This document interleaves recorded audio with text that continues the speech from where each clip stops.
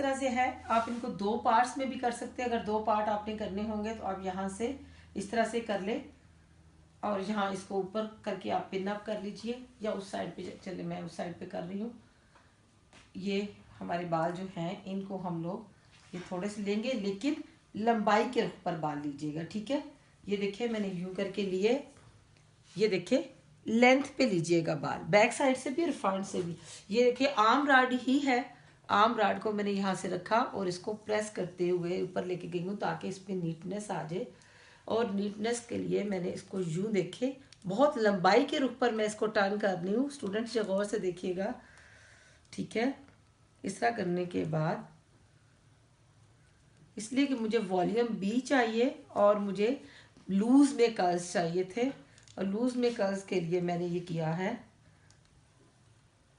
अब देखिए जब बाल हीटअप होने लग जाए तो लाइट सा स्प्रे कर ले। ये ओसिस का है, ओसिस का कर ले या कोई और कर ले।